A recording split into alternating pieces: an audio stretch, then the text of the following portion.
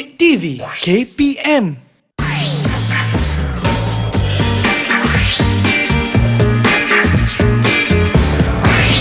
Didik TV KPM. Selamat sejahtera, anda sedang menonton Sukses SPM 2021 Pecutan di Didik TV KPM-nya. Apa khabar semua di rumah hari ini? Saya sihat, saya harap anda semua sihat-sihat belaka juga.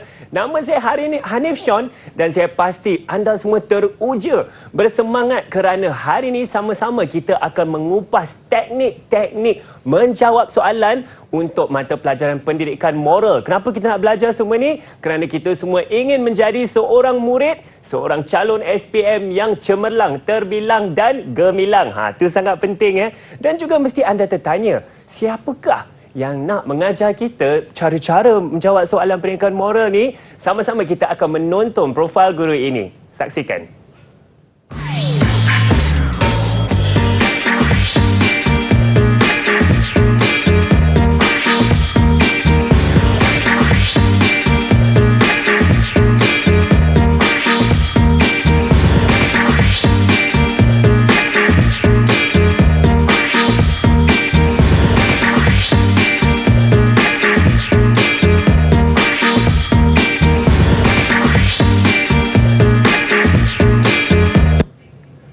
Baiklah, hari ini tetamu istimewa kita ialah Cikgu Kala Devi, anak perempuan Arumugam, seorang guru cemerlang pendidikan moral dari SMK Engku Hussein Selangor. Cikgu, apa khabar cikgu? Sehat, apa khabar? Saya juga sehat cikgu. Saya pasti cikgu banyak nak mengajar hari ini, banyak benda kita nak mengupas kan? Ya, banyak benda nak ajar. Mungkin masa yang kita ada tu agak terhad, jadi kita akan cuba berkongsi yang terbaik. Baik, kita akan pecut juga cikgu dan silakan cikgu, kita akan teruskan pembelajaran. Ya, terima kasih ya. Terima kasih kerana beri peluang kepada saya. Selamat sejahtera semua murid. Apa khabar?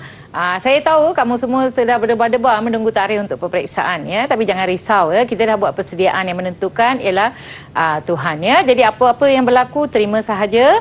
Kita akan menjadi orang yang berjaya ya, jangan risau ya. Hari ini cikgu nak berkongsi kepada anda tentang pendidikan moral kod kertas 1225. Ingat, moral ada satu kertas sahaja ya, iaitu ujian bertulis 2 jam 30 minit ya. Jadi saya nak berkongsi dengan kamu slide yang ada di sini. Baiklah. Baik, ini nama saya ya. Okey, baik. Baik, format peperiksaan saya dah beritahu tadi, satu kertas 2 jam 30 minit ya. Jadi bilangan kertas bertulis hanya 1 ya, bukan 2. Dan seterusnya kita lihat kandungan kertas soalan ini kita bahagikan kepada 3 ya. Iaitu bahagian A dia ada 5 soalan struktur ya. 5 soalan struktur, pelajar perlu jawab semua. Jangan lupa ya. Jangan ingat buat pilihan ya. Jadi kena jawab semua ya 5 soalan ini ya. Kemudian kita ada bahagian B. Bahagian B dia akan beri 2 soalan esei, iaitu soalan nombor 6 dan juga soalan nombor 7. Dan pelajar hanya perlu pilih mana yang dia paling selesa dan jawab satu soalan. Okey? Dan seterusnya bahagian yang ke C ya, bahagian C ya, murid-murid kita ada 2 soalan, soalan 8 dan soalan 9. Soalan 8 ada 2 bahagian A dan B, dan soalan 9 pun dia ada pecahan A dan B.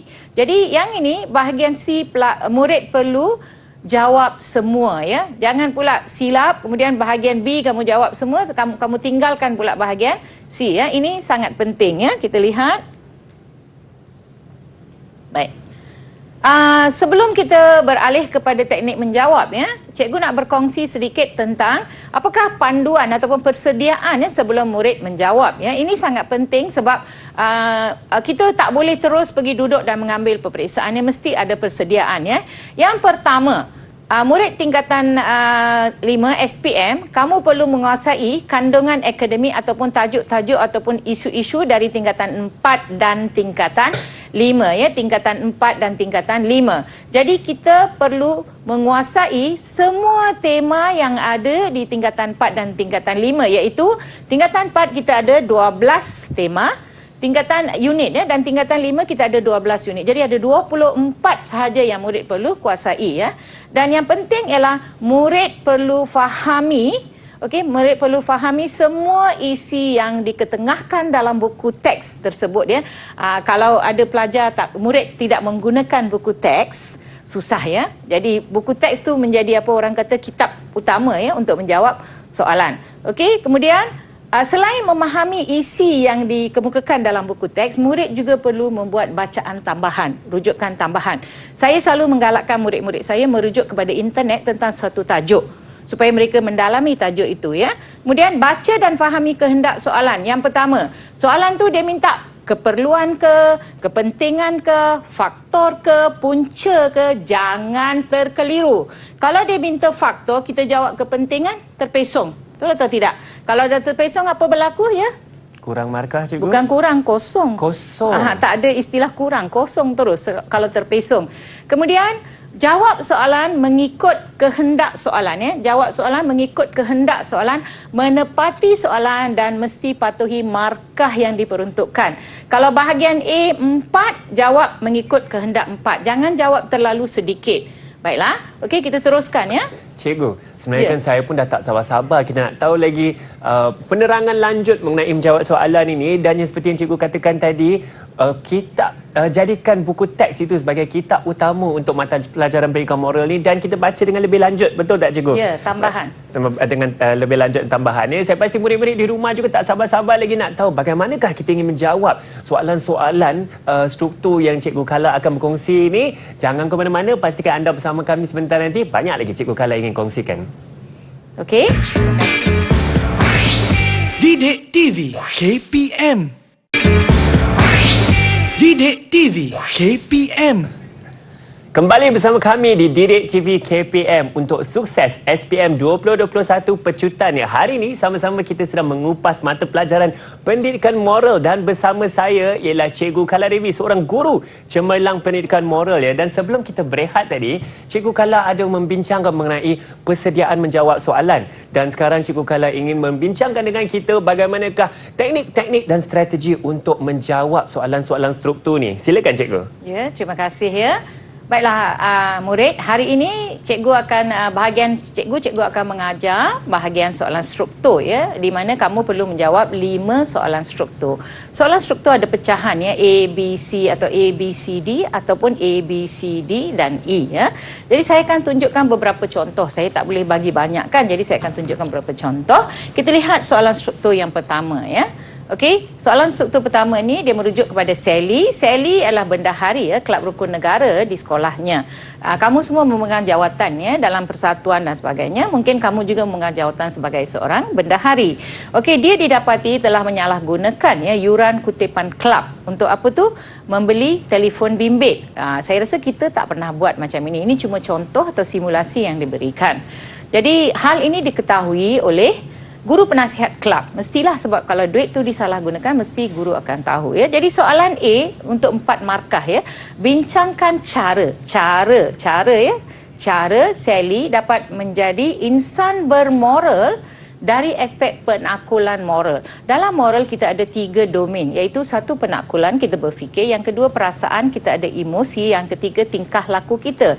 Jadi sila fahami istilah penakulan. Okey, istilah penakulan tersebut ya. So kita lihat apakah skema untuk jawapan ini, soalan ini ya. Baik. Yang pertama kita lihat, kalau Sally dah tahu dia dah buat salah ya, Sally harus memikirkan, dia kena berfikir ya. Maksudnya ini kita berfikir, dia perlu memikirkan bahawa perbuatannya tidak jujur. Bila kita salah gunakan wang yang diamanahkan kepada kita, pasti tidak jujur, dan dia akan hilang kepercayaan guru penasihat serta ahli kelab. Betul atau tidak? Orang tak akan percaya lagi kepada kita ya. Kalau kita diberi satu bahan kita tak simpan, kita hilangkan atau kita salah gunakan, memang orang tak akan percayakan kita ya. Itu jawapan yang ada 2 markah. Satu, dia kena fikirkan sebab ini penakulan dan dia perlu tahu apa kesannya. Yang kedua, Sally perlu berpegang kepada integriti. Integriti adalah istilah yang kita belajar dalam moral yang silibus baru ini tingkatan 4 dan 5. Integriti ialah kebolehpercayaan, kejujuran, amanah dan sebagainya ya. Dan memikul tugas, iaitu dia bertanggungjawab sebagai bendahari supaya tidak menjatuhkan maruah sendiri. Tak ada orang yang boleh selamat bila kita buat perkara yang tak baik, betul kan? Kalau kita buat salah, satu hari kita akan terperangkap. Bila terperangkap, kita rasa sangat malu ya. Okey, ini untuk bahagian A. Jadi kamu akan dapat 4 markah. Walaupun saya letak situ jawapannya 1 dan 2, setiap jawapan itu dah ada 2 markah, 2 ya. So itu bahagian soalan A. Kita lihat pula soalan B. Baik.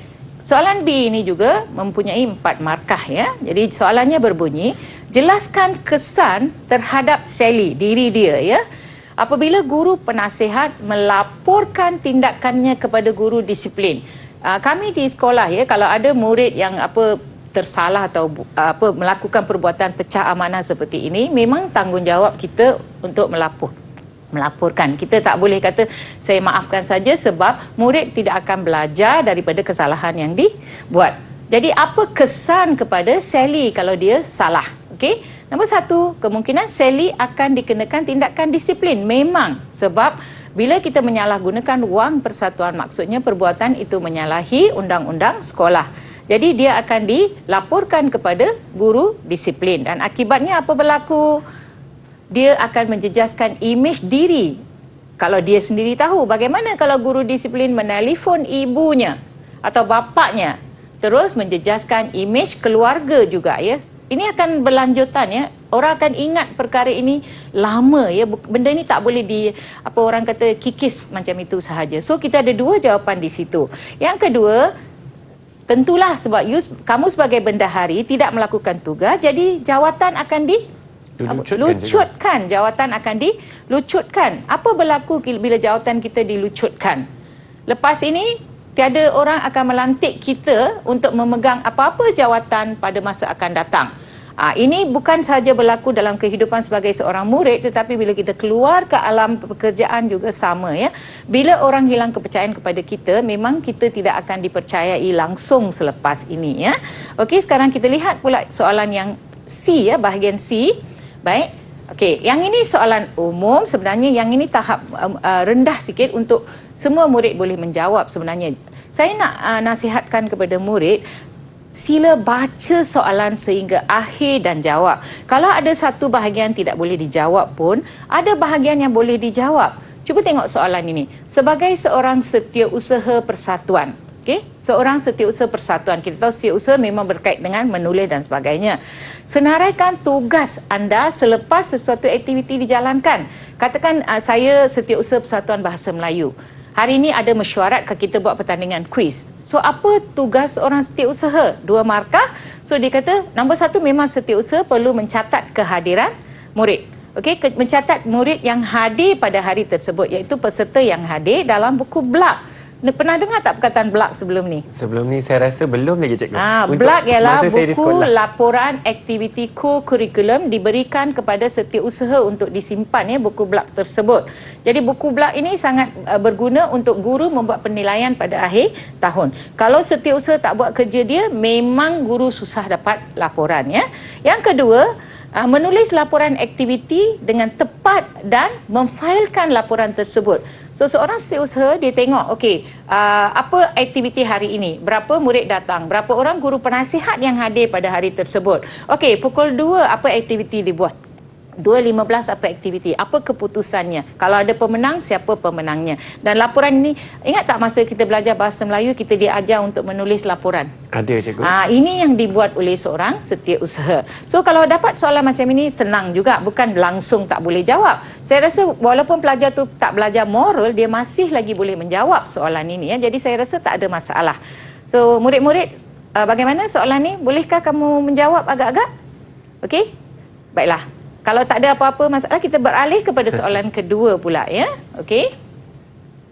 Okey, soalan kedua ni ini isu yang tengok tak istilah dia apa? Masalah obesiti cikgu. Apa tu obesiti? Ada masalah berat badan yang berlebihan. Macam saya lah, berat badan ni gemuk. Okey. So masalah obesiti ya. Okey, masalah obesiti dalam kalangan murid semakin membimbangkan. Memang ya, kalau kita lihat sekarang ramai murid-murid sebab mungkin tak aktif. Okey, murid ni dia tak aktif, duduk di rumah. Lagi musim PKP COVID, tak boleh keluar rumah, tak boleh main bola sepak. Saya rasa saya pun dulu kecil-kecil main bola sepak dengan adik-adik saya tahu. Main badminton, sekarang tak boleh keluar. Jadi masalah obesiti memang membimbangkan ya. Kita bayangkan bagaimana murid-murid tidak boleh berjalan pergi ke sekolah, dia tak boleh angkat barang, dia restricted, dia sangat terkawal ya pergerakan dia ya. Jadi soalan yang pertama saya tanya di sini, sejauh manakah masalah obesiti? Ingat ya, sejauh manakah masalah obesiti dalam kalangan golongan muda ya? Golongan muda ni bukan kita lah. Rasanya kita tak masuk golongan muda Saya ya. pun dah terlepas Boleh ya. menjejaskan produktiviti negara. Kenapa murid sekolah dikaitkan dengan produktiviti negara? Boleh bantu? Saya rasa golongan muda ni adalah bakal pemimpin negara kita, Cikgu. Maka mereka yang yang akan memikirkan dasar-dasar yang diperlukan untuk segala pembaikan. Betul ke, Cikgu? Dari segi ekonomi kita panggil mereka modal insan. Modal insan. Modal insan mereka lah yang akan menerajui ya negara kita. Kalau macam saya nak pencen, lepas pencen takkan saya masih mengajar. Orang muda yang akan mengajar. Jadi mereka akan menjadi pengganti kita. Faham? Jadi kita tengok bagaimana, bila kita sejauh mana kita kena fikir. Ini kita kena berfikiran ke hadapan ya, futuristik. Jadi tengok apa jawapan yang boleh diberikan. Okey, walaupun di situ dia letakkan 2 ruang menjawab, so 4 markah, tapi kita boleh pecahkan jawapan tersebut ya. Tengok jawapan yang pertama ialah golongan muda mengalami banyak penyakit pada usia muda dan perlu menjalani rawatan. Apa penyakit yang boleh ada kalau kita gemuk? Saya rasa seperti kencing manis, Cikgu, darah tinggi. Darah tinggi, Ya. kencing manis. Ada mungkin masalah-masalah sendi, sakit jantung. Sakit Betul. jantung, masalah sendi dan sebagainya. So itu satu jawapan. Kita lihat pula jawapan yang kedua ya. Jawapan kedua, ini menjejaskan pertumbuhan yang sehat untuk memimpin negara. Kamu bayangkanlah kalau tak boleh jalan ya, nak berjalan pun perlu orang. Macam mana dia nak memimpin negara? Kita nak pemimpin yang sangat aktif. Kita ada ramai pemimpin yang badan sehat, umur 93, 94, masih lagi badan kuat. Betul tak? Kita ada ramai pemimpin yang ada sekarang kita semua yang berusia 60 ke atas tapi mereka sehat. Sedangkan kita lihat anak-anak muda kita umur 30 suruh pergi buat satu kerja pun malas lah, tak boleh lah, berat. Okey? Seterusnya kita lihat golongan muda ini tidak aktif dan tidak bertenaga, cepat mengah, naik tangga dah semput. Orang tua tak semput tapi mereka dah semput. Bila tidak bertenaga, otak mereka tidak boleh berfikir sebab oksigen tak naik ke kepala. Seterusnya mereka tidak mampu bersaing dengan orang lain dalam membangunkan negara. Bila kita nak buat apa-apa sesuatu, bila badan itu menjadi punca kita tak aktif, kita tak boleh bersaing. Kalau orang yang aktif boleh bekerja 12 jam, 14 jam, yang ini kena tidur, 2 jam kerja kena tidur. Macam saya kena tidur. Kalau lepas kerja sikit saya kena tidur, berehat. Okey, jadi jawapan ini pelajar boleh pecahkan kepada beberapa ikut nombor dia dan boleh dapat 4 markah. Tapi ini kena fikir sikit lah ya. Okey, kita lihat pula soalan berikutnya ya murid. Okey. Ini soalan yang senang.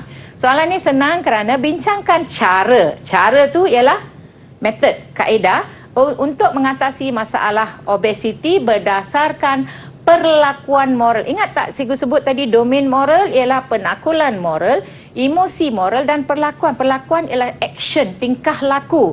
Jangan takut bila lihat perkataan ini ya. Apa kita buat untuk mengatasi obesiti? Senang sahaja. Apa you buat kalau you tak nak gemuk? Kalau saya, Cikgu, yang penting saya menjaga pemakanan dan juga saya lebih kerap bersenam. Bagus jawapan. Dah dapat lulus dah moral ya. Kita lihat juga, ya. Ini yang saya kata soalan itu dipecahkan supaya pelajar yang agak lemah pun boleh menjawab ya. Jadi amalkan senaman yang konsisten. Bukan hari ini pergi 4 km lepas tu setahun lepas tu baru pergi amalkan, tak boleh. Okey, macam orang tua seperti guru-guru pun ramai. Macam saya seminggu 2 kali saya berjalan juga lebih kurang 4 km. Berjalan sajalah, berlari habislah ya kan. Okey, sekurang-kurangnya 3 kali seminggu orang muda kena senaman ya. Dan seterusnya amalkan piramid makanan. Kan sebut tadi, tak boleh tengok makanan pantang nampak biryani ke apa, hantam saja.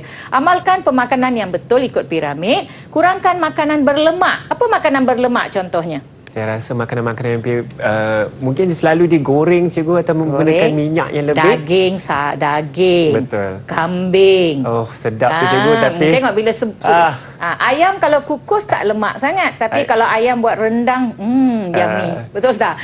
Kemudian, makanan bergula. Saya ada masalah gula. Saya ada diabetik tapi saya suka makanan bergula. Jadi bagaimana kita nak elakkan? Kita perlu latih diri kita untuk kurangkan gula. Senang cakap daripada buat. Betul tak? Saya Kopi setuju, tu cikgu. kalau tak kena gula memang tak kau ya. Dan juga elakkan makanan berkarbohidrat tinggi. Sekarang ini pelajar moral kamu, murid-murid moral kamu pun perlu tahu ya yang kita ada pinggan sehat. Tahu tak pinggan sehat suku-suku separuh. Pernah dengar? Pernah cikgu, saya pernah nampak Apa tu juga. suku-suku separuh? Yang baiklah, saya akan cuba ingat balik. Saya Boleh. rasa suku-suku separuh, pinggan tersebut telah dibahagikan yang separuhnya untuk protein, separuh lagi untuk karbohidrat, separuh lagi untuk maaf cikgu, separuh untuk protein, suku untuk karbohidrat, suku untuk sayur-sayuran. Betul ke cikgu? Okey. So Tak apa cikgu, kalau cikgu boleh tolong betulkan. okey, karbohidrat suku. Karbohidrat suku, Okey, protein suku. protein suku. Buah-buahan dan sayur-sayuran separuh. Separuh. Itu Faham, orang cikgu. muda macam you boleh lah. Saya pergi gym cikgu, saya separuhkan protein saya. Tapi sekarang zaman kita ni, murid-murid kita, dia tak suka makan sayur, makan buah tau. Dia nak kalau nasi tu setengah. Lepas tu daging. Biar saya tu ambil secotik saja sikit sahaja kan. So ini amalan yang tidak baik ya. Okey, kita lihat pula soalan yang ke C ya. Okey, soalan C. Ini kita buka kepada umum. Bagaimana umum boleh membantu dalam isu ini. Okey, jadi soalannya, cadangkan program yang boleh dilakukan oleh pihak sekolah. Pihak sekolah maksudnya di sekolah ya, bukan di luar ya. Pihak sekolah untuk mengurangkan kadar obesiti dalam kalangan murid. Okey, kalau kita sendiri nak kurangkan berat badan, rasanya boleh capai ke tidak? Saya pasti boleh cikgu. Cikgu sebenarnya kalau saya boleh kongsikan dalam masa 4 bulan ni, kerana sebelum ni saya adalah kurang sikit bersenam akibat PKP semua, tetapi alhamdulillah dalam 4 bulan ni saya dapat kurangkan anggaran 5 kg daripada badan saya. Itu daripada penjagaan pemakanan sahaja dan juga senaman yang lebih kerap dalam seminggu. Bagus ya. Tapi masalah obesiti ni kadang-kadang kalau kita bergerak sendiri mungkin kita tak ada motivasi ya, tak ada motivasi. Jadi cikgu rasa kalau murid-murid lepas peperiksaan SPM nanti rasa nak kurangkan badan, cari kawan 5-6 orang. Okey, dan kita buat sesuatu aktiviti, ini yang bukan di sekolah ya, nanti saya bincang yang sekolah ya. Buat aktiviti di luar. Satu hari tu permainan di padang, okey, main bola, berlari, tolak-tolak, okey, main-main saja, berpeluh. Jangan pegang telefon bimbit. Masalah sekarang ialah isu telefon bimbit. Kita pegang telefon bimbit dan kita ketagih ya. Ini satu ketagihan yang paling serius ya dalam kalangan bukan sahaja kanak-kanak, bukan sahaja remaja tetapi juga orang tua. Warga tua pun sekarang kalau ada pegang handphone tak tengok keliling dah, dunia dah hilang. Okey. Yang kedua mungkin murid-murid boleh join gym. Okey, bayar sikit lah. Jadi murid boleh pergi join gym atau kalau tak nak pergi padang futsal ke dan sebagainya, boleh bermain ya. Okey, kita lihat apa jawapan yang sesuai ya untuk cadangkan program yang boleh dilakukan oleh sekolah ya. Yang pertama, sekolah perlu memperkenalkan menu makanan yang sihat di kantin sekolah. Susah kan? Susah juga sekolah tu, nak saya perkenalkan menu makanan yang sihat. Saya tahu menu kita paling bagus apa? Nasi lemak dengan ayam goreng. Tiap hari ada, betul? Kalau kita buat nasi kosong, nasi putih dengan sup ayam, itu sihat dengan salad, betul? So sekarang ni ayam goreng. Kalau tak ada ayam goreng macam tak boleh masuk ya dalam mulut kita sebab remaja kan. Okey, yang kedua, memanfaatkan masa pendidikan jasmani, PJPK, pendidikan jasmani dan pendidikan kesihatan. Kita ada 2 waktu seminggu ya dalam kelas. Bukan 3 atau 4 waktu. Minta maaf ya kalau saya salah. 2 waktu tu mereka perlu berada di padang. Mungkin sekolah boleh merancang, cikgu-cikgu PJPK merancang aktiviti untuk murid-murid yang obes. Maksudnya pilih murid yang obes. Saya pernah buat program ini. 5-6 murid yang obes, kita rancang program untuk 6 bulan. So 5-6 orang murid ini kerjasama dengan ibu bapa dia, cikgu PJ akan buat latihan selepas sekolah untuk orang kata membina tona badan. Kemudian mengurangkan berat. Dia ada banyak jenis ya latihan. Jadi mungkin mereka boleh memanfaatkan masa pendidikan ya jasmani dan juga kesihatan termasuk melakukan aktiviti senaman ya bagi menurunkan berat badan target. Okey, itu yang kedua. Yang berikutnya kita lihat mengadakan kempen gaya hidup sihat. Apa kempen gaya hidup sihat? Iaitu elakkan makanan yang berlemak, elakkan makanan yang bergula, minuman bergula, elakkan tidur petang. Ini satu penyakit dia tidur petang. Okey. Tidur petang ya? Pernah tak tidur petang, sayang? Ada kadang-kadang cikgu, tapi kalau boleh saya tak nak mengaku. Saya balik rumah pukul 2, kalau tak tidur petang sajalah, dah tua ni memang lap terus ya. Tidur petang adalah satu masalah. Kemudian kita ada lagi aktiviti-aktiviti seperti bekerjasama dengan ibu bapa memantau berat badan. Kita tak nak di sekolah cikgu jaga, cikgu kontrol, tapi balik rumah budak ni hantam saja apa saja makanan yang dia perlu makan. Ini yang kita kata perlu pengawalan. So kalau kita lihat soalan C ni, ini ada jawapan kolaborasi. Kolaborasi bagaimana bukan sekolah saja tetapi masyarakat luar dan ibu bapa juga bersama-sama menangani isu obesiti ini. Okey, saya rasa yang ini kita dah bincang ya, 2 soalan ya daripada bahagian A ya. Okey, ada apa-apa nak tanya soalan? Cikgu, saya setuju dengan ini cikgu. Ada satu persoalan di fikiran saya. Jika sebagai contoh soalan C ini mempunyai 3 markah dan cikgu telah memberikan 3 contoh soalan di situ. Jika murid tersebut mungkin mereka lebih kreatif dan memberikan jawapan yang lebih daripada 3 ataupun yang lebih daripada peruntukan markah tersebut, adakah itu dibenarkan cikgu? Sangat pandai. Murid yang memberi jawapan yang lebih ini sebenarnya untung ya, kalau dia ada masa, tulislah lebih jawapan 4 atau 5 sebab mereka akan memberikan markah untuk jawapan yang tepat. Murid-murid faham ya, jangan kedekut minta 2 bagi 2, minta 3 bagi 3. Jadi kalau tapi pastikan masa mencukupi. 2 jam 30 minit, jangan terlebih. Jawab semua soalan dahulu, kemudian bila ada masa lebih tambahkan jawapan di bawah tu. Boleh saja tambah 1, 2, 3. Prinsipnya ialah jawapan betul tidak akan diabaikan. So untung ya kalau kita jawab lebih, macam tulis karangan pun kan kita kata jawab lebih, betul atau tidak?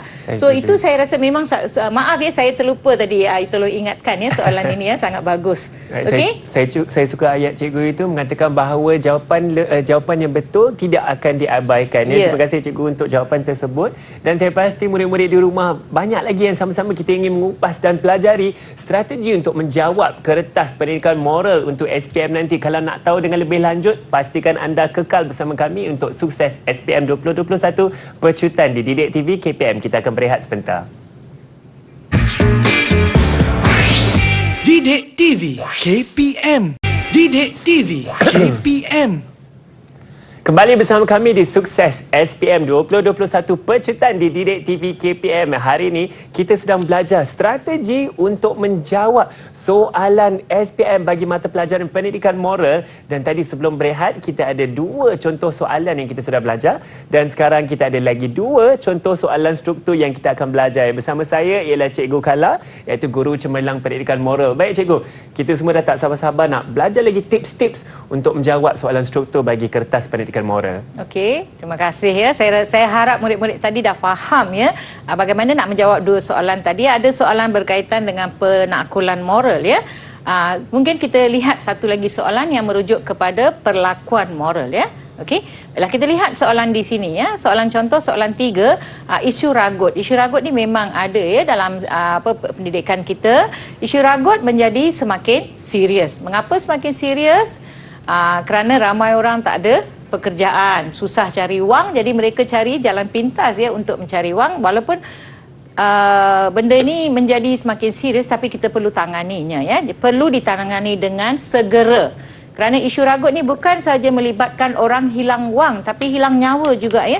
Bila dia tarik handbag dan sebagainya, beg tangan terjatuh dekat jalan, terhentak di kepala, ramai ya kes yang meninggal ya. Jadi ini memang satu kes yang serius ya. Jadi saya lihat di sini walaupun nampak isu ni senang ya, tapi tengok soalan dia. Saya nak murid terfokus kepada soalannya ya.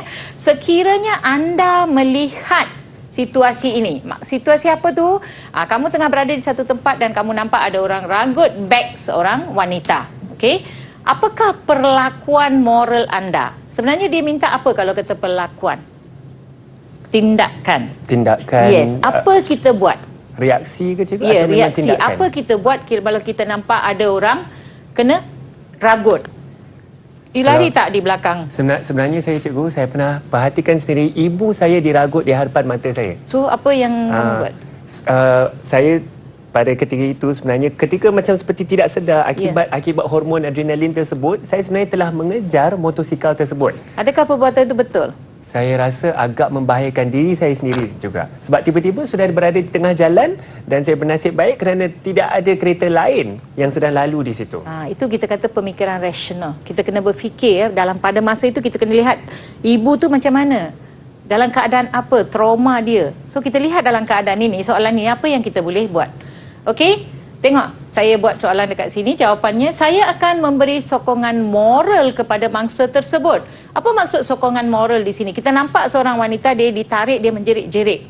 Kita kalau nak kejar dia memang tidak dibenarkan kerana membahayakan nyawa kita dan memang susah nak tangkap balik. Kemudian membawanya ke hospital jika dia cedera, katakan dia terjatuh, kepala dia berdarah ataupun bila mereka tarik leher dia ada bekas darah. Kalau dia tak boleh berdiri dan sebagainya, terbaik kita panggil telefon ambulans, jadi lain dah dia dah. Okey, kita telefon ambulans dan kita minta bantuan untuk bawa dia. Kalau kita memang ada kenderaan yang boleh bawa dia, kita terus bawa dia ke hospital. Nampak tak, ini dua tindakan kita buat perlakuan. Yang kedua, mungkin kita mencatat nombor motosikal. Kemungkinan sempat mencatat nombor motosikal. Kalau kita muda, kita nak tengok saja nama, kita dah nampak mencatat. Kenapa kita perlu mencatat nombor telefon motosikal tersebut? Nombor motosikal supaya saya pasti mungkin lebih senang dikenali oleh ataupun siapa? Dicari oleh polis. Bila saya buat laporan kepada polis, saya boleh beri nombor ini. Tak kisahlah kalau nombor itu nombor palsu, mereka letak nombor lain ke, tapi itu adalah satu cara. Atau kalau kita boleh mengenali lebih kurang muka peragut tersebut, kita boleh kenal muka dia ke, dalam masa yang cepat kita boleh minta bantuan daripada orang ramai untuk menolong. Okey, jadi saya akan mencatat nombor motosikal dan saya boleh menghubungi polis untuk membuat laporan. So ini sebenarnya ada 4 tindakan perlakuan, tapi bila kita pecahkan macam itu, kita dapat 2 markah jadi 4 markah ya. Rasa soalan ni arah rendah ke sederhana ke sukar? Saya rasa antara arah rendah dan sederhana, cikgu. Dia betul? Rendah, middle. Betul, pandai. Dah jadi cikgu yang bagus ya. InsyaAllah cikgu. Okey, jadi cuba. Dari segi aras tu murid boleh jawab. Kalau saya tanya soalan ni kepada murid yang kurang takut nak menjawab pun, dia cakap pergi tolong dia. Dah dapat markah ya, walaupun bahasa yang mereka gunakan itu pergi tolong dia lah, bawa dia pergi hospital lah, kadang bahasa yang mereka gunakan tapi masih boleh dapat markah. Okey, baik, kita lihat pula soalan B. Berdasarkan jawapan kita di A tadi, nyatakan 2 prinsip keprihatinan. Ini hanya pelajar moral yang boleh jawab sebab prinsip ini diajar dalam buku teks. Jadi kalau pelajar lain mungkin yang ni kena mahir lah. Jadi prinsip keprihatinan yang boleh dicontohi bagi menangani isu ragut. Apa prinsip keprihatinan yang boleh dicontohi dalam kes ragut ini? So, dalam buku teks sudah ada ya. Satu, kita kata prinsip berperi kemanusiaan. Kenapa kita guna berperi kemanusiaan rasanya? Berperi kemanusiaan seperti baiklah cikgu, seperti yang saya baca di sana, iaitu bersimpati dengan mangsa. Adakah itu bermakna kita harus memahami keadaan dan perasaan mangsa ragut tersebut? Ya, berperi kemanusiaan ialah satu ciri yang baik dalam moral. Kita bayangkan seorang wanita terjatuh katakan dan kita biarkan sahaja. Di mana hilang peri kemanusiaan kita? Kadang-kadang kita fikir kenapa binatang pun kalau dia nampak kawan dia ke binatang lain dilanggar ke dia cuba alihkan ke tepi kan. Kita tengok banyak dekat media sosial dan sebagainya. Kenapa kita bila nampak ada orang langgar, kita naik kereta, kita nampak ada orang dilanggar, kita nampak dia menggelupur tapi kita takut nak berhenti dan tolong. Ini menunjukkan dah hilang nilai peri kemanusiaan kita ya. Jadi di sini kita kata prinsip peri kemanusiaan kerana kita menolong mangsa ragut tersebut.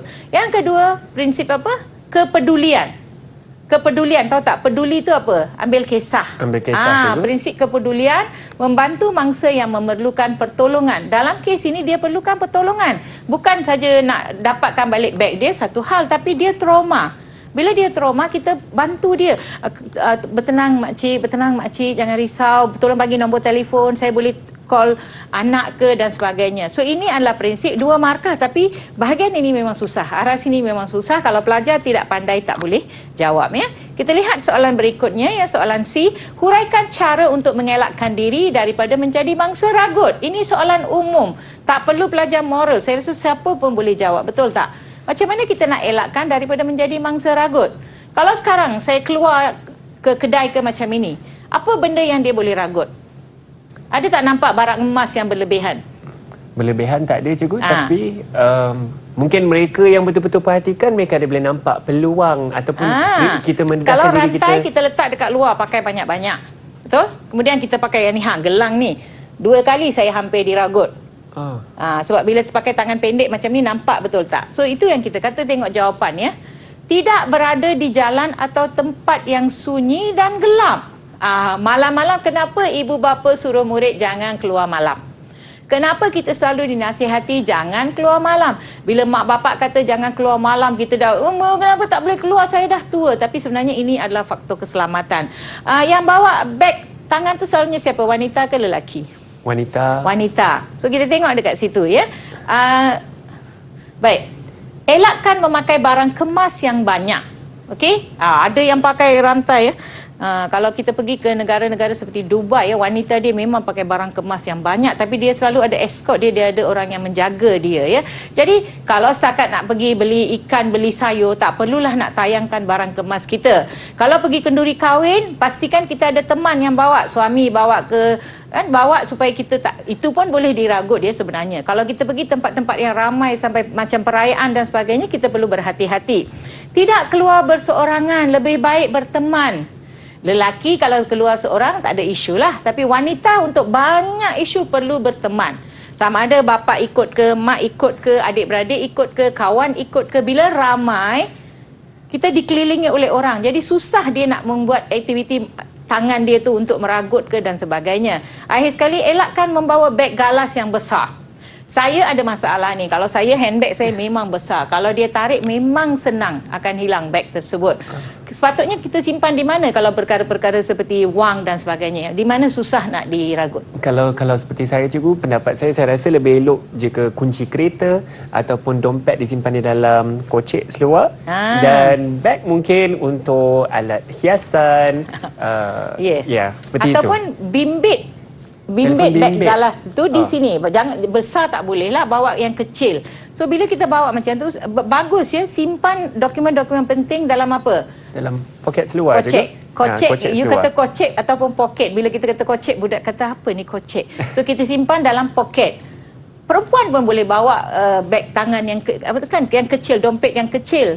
Sekarang ni trend ya, budak murid perempuan suka bawa macam budak lelaki punya wallet, dia panggil wallet. So bagus ya, tak ada masalah ya. Jadi kita lihat ya soalan C ni. So ini boleh dijawab oleh semua murid. Betul? Saya setuju. Ya, saya setuju. Dan pasti kita ada satu lagi soalan kan cikgu lepas ni? Ya, kita ada satu soalan lagi. Yang keempat dah. Ya, ini soalan struktur yang terakhir lah untuk segmen ini ya. Baik. Yang ini soalan ni memang berat ya. Bila dengar ni saya rasa kita pun rasa seram, sejuk. Tadi kita tengok isu dia lebih itu dengan I berkaitan. Cikgu, ya? Tengok yang ini. Yang ini tak santai dah. Cukai pendapatan perseorangan. Ada bayar cukai tak? Ada cikgu, saya rasa tentunya. Bila last day tarikh akhir tahun ini? Soalan yang bagus cikgu. Tapi tak tahu. Saya rasa mungkin Jangan bulan risau, depan. saya pun tak ingat. Selalunya kita kena masuk sebelum April. Tapi saya rasa musim betul. PKP ni dilanjutkan sehingga Mei kalau tak salah saya. Kalau salah minta maaf ya, nanti saya akan semak. Okey, kita lihat di sini, cukai pendapatan perseorangan ya dikenakan ke atas warga negara yang berpendapatan, yang ada gaji ya, dan hanya mereka yang layak akan dikenakan ya cukai. Layak maksudnya kalau gaji kita tak sampai tahap untuk dicukai, dia tak cukai. Kalau gaji kita kalau memang dah lebih 1,000 lebih tu memang akan dikenakan cukai, cuma faedahnya sedikit. Yang kita bayar cukai tu kurang. Kalau gaji, semakin tinggi gaji kita, semakin tinggi peratus bayar balik. Faham tak? Kita kena bayar cukai pendapatan yang tinggi ya. Kadang-kadang macam kena bayar 1 bulan gaji. Kita kerja 12 bulan, 1 bulan gaji tu bayar untuk cukai pendapatan sahaja. Bila bayar tu memanglah rasa marah kan. Murid-murid kita sekarang tanya, cikgu, murid-murid kata, cikgu kami ni belum kerja, kenapa cikgu ajar tentang cukai? Kenapa kita belajar? Kamu lepas tingkatan 5, kamu akan masuk satu ke alam pendidikan atau ada yang masuk kerja. Bila masuk kerja, dia tanya cukai pendapatan, kita tak boleh kata tak pernah dengar lah cakap. Dalam moral kami dah belajar. Itu yang tujuannya kita belajar ya. Okey, kadar cukai yang dikenakan bergantung kepada jumlah pendapatan yang diperoleh seseorang individu dalam setahun. Dalam 12 tahun itu berapa cukai, dia ada penolakan juga. Ingat tak apa penolakan yang diberi untuk cukai dalam 12 bulan tersebut? Tapi saya setuju juga. Kalau sebelum kita declare, dia ada banyak benda yang boleh tolak. Satu, rawatan kesihatan. Seperti zakat, Yes. SOKSO dan EPF.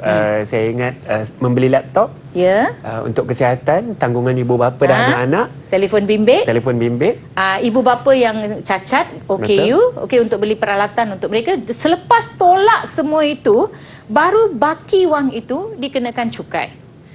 Okey, kalau kita beli surat khabar, majalah dan sebagainya pun tak ada, boleh diklaim.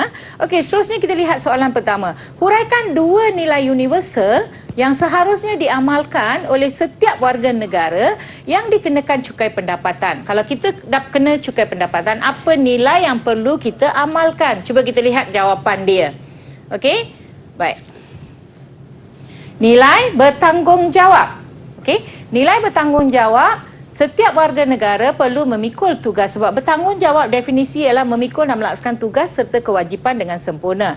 Dikata-kata memikul tugas membayar cukai pendapatan berasaskan pendapatan masing-masing. So nilai dapat 1 markah, huraian dapat 1 markah.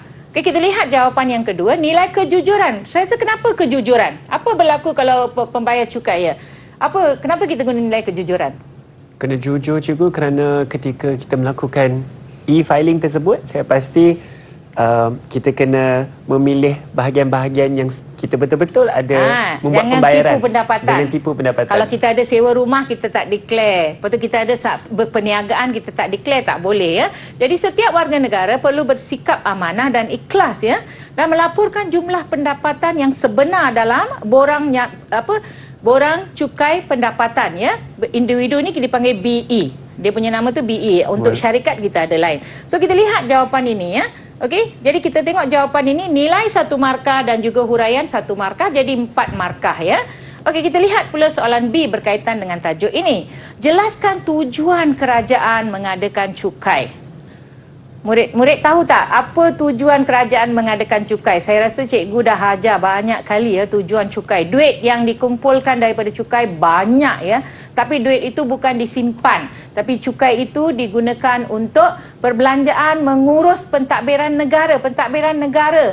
Nak bayar menteri-menteri, nak bayar pegawai-pegawai dan sebagainya, diambil dari situ pendapatan ya. Kemudian menjaga keselamatan rakyat dan negara. Di mana kita nak immigration point, custom, itu semua pengurusan ya. Kemudian kita boleh menaik taraf, kemudian infrastruktur ya untuk rakyat seperti sekolah. Duit untuk bina sekolah dari mana? Okey. Kemudian lebuh raya, cantik negara kita, lebuh raya cantik. Siapa yang bayar? Kita cuma bayar tol, kita bising. Tapi duit untuk membina tu berjuta-juta, bermilion-milion dari mana? Dari sini ya. Dan juga untuk membina hospital, jalan raya, semua diambil dari sumber ini ya. Dan untuk aktiviti pembangunan negara, contohnya saya rasa minggu lepas murid-murid semua dapat bantuan awal persekolahan ya. Seorang dapat RM150 untuk kategori yang layak. Wang itu pun didapati daripada pendapatan ini, sebahagian daripada pendapatan ini. Dan guru-guru seperti kami, kaki tangan awam, gaji kami pun dibayar dekat situ. Dari cukai yang kita bayar, gaji kita dibayar di situ. Okey, so ini adalah jawapan, tapi susah ya untuk pelajar yang tak tahu, dia langsung tak jawab ya. Okey, kita lihat pula soalan akhir di sini. Senaraikan 2 tindakan yang dikenakan terhadap siapa? Individu yang enggan membayar cukai. Ada individu yang tak nak bayar cukai, dia buat diam saja. Tetapi tolong ingat ya, selagi cukai kita dimasukkan dalam cukai pendapatan tu dideklar majikan kita memberitahu bahawa kita memberi pendapatan kepada so and so, penyata dia akan dihantar dan mereka perlu bayar cukai ya. So apa tindakan? Dia minta 2, saya bagi 3. Boleh ke tak boleh? Boleh cikgu, boleh. Tentunya. 1, jawapannya ialah dikenakan denda wang. Memang ada denda wang ya, dia boleh denda wang. Kemudian harta disita. Harta disita maksudnya kalau terlalu banyak mereka akan ambil harta untuk bayar balik, dan boleh dikenakan tindakan mahkamah kerana tak bayar cukai. Adil tak dikenakan tindakan ini rasanya? Saya pasti ada cikgu. Adil Adil tak? Jika melaporkan tidak mengikut yang sebenar, tidak jujur seperti yang cikgu katakan tadi, ataupun tindakan-tindakan lain yang mereka lakukan berkenaan cukai tersebut yang saya pasti salah di sisi undang-undang. So kita dah habis 4 soalan. Ya, saya rasa pasti murid-murid di rumah pun, wow cikgu, saya pun rasa banyak saya sudah pelajari hari ini untuk strategi menjawab soalan pendidikan moral ya, dan saya pasti cikgu ada sedikit lagi ingin berkongsikan dengan kita semua selepas ini. Cikgu juga ada rumusan untuk dikongsikan bersama-sama. Kita akan berehat sebentar, pastikan anda jangan ke mana-mana, teruskan bersama kami di Didik TV KPM. Didik TV KPM. Didik TV KPM. Kembali bersama kami di Didik TV KPM. Hari ini untuk sukses SPM 2021 pecutan, kita sedang belajar mata pelajaran pendidikan moral dan teknik-teknik menjawab soalan. Yang bersama saya ialah Cikgu Kala, dan sekarang Cikgu Kala akan memberikan topik-topik yang akan difokuskan untuk pendidikan moral ya. Ya, terima Silakan, kasih. cikgu. Saya ni bukan apa risau ya kalau nak bagi topik, budak akan murid akan fikir cikgu yang ni confirm akan keluar ke, bukan ya. Ini adalah topik-topik yang saya ambil daripada buku teks tingkatan 4 tingkatan 5 yang kita rasa bila kita belajar soalan ni menarik, mungkin keluar dan sebagainya, kita tak tahu. Kalau tak keluar janganlah pula marah cikgu ya, sebab ini kita buat ramalan. Okey, antara topik-topik yang kita selalu beri penekanan ialah kempen budi bahasa. Kempen budi bahasa ni boleh melibatkan amalan 3S. Sapa, betul tak? Senyum, bila jumpa orang senyum, dia boleh masukkan banyak ya topik-topik yang dia tanya. Macam mana cara kita berjumpa dengan masyarakat? Ni di bawah tajuk norma masyarakat dia. Bila kita jumpa orang, macam tadi kita berjumpa, kita tegur, apa khabar, sihat ke? So itu adalah dalam kempen budi bahasa. Menggunakan bahasa-bahasa yang lembut bila bercakap dengan orang. Saya nampak bila cakap, dia kata panggil saya cikgu. Okey, saya rasa lembut cara bercakap tu. Dah tahu cikgu, kita panggil cikgu. Jangan panggil saya makcik kan. Tak rasa tak sesuai. Seterusnya kita lihat, tadi saya dah sentuh ya pemakanan sehat dia, iaitu isu obesiti saya dah sentuh. Mungkin ada juga penyakit yang berjangkit seperti penyakit kencing manis. Ya, ini tak berjangkit, minta maaf ya, tapi penyakit yang berpunca daripada gaya hidup yang tidak sihat. Okey, seterusnya kita lihat rukun negara. Saya nak murid fokuskan kepada rukun negara kerana dalam 5 prinsip rukun negara ada nilai. Bila ada nilai, dia mungkin tanya cara-cara kita mempraktikkan rukun negara dalam hidup kita. Kemudian kita ada Malaysia Prihatin. Malaysia Prihatin nampak semasa COVID-19 dan juga semasa banjir yang lepas. Bagaimana rakyat Malaysia prihatin dan menyokong rakyat. Okey. Seterusnya kita lihat pula jenayah cyber. Jenayah cyber berkaitan dengan masalah jenayah yang berlaku dalam internet, online dan sebagainya. Dan pengabaian warga tua. Topik ini selalu disoal kerana isu ini menjadi satu isu yang sensitif dan serius dalam kalangan masyarakat Malaysia. Hantar ibu bapa ke rumah. Saya rasa semalam ke apa ada satu kes di mana ibu bapa ditinggalkan di perhentian bas. Terus hilang, anak dia hilang. Kita pun rasa takut. Scam alert ialah bila ada handphone dia akan cakap anda didapati ada ini, kemudian sila beri nombor akaun dan sebagainya, tolong berhati-hati. Dan seterusnya penularan berita palsu. Banyak sangat penularan berita palsu. Kadang-kadang seorang watak itu dimatikan beberapa kali. Dah meninggal masih hidup. So ini pun kita kena pastikan ya. Dan seterusnya minta maaf.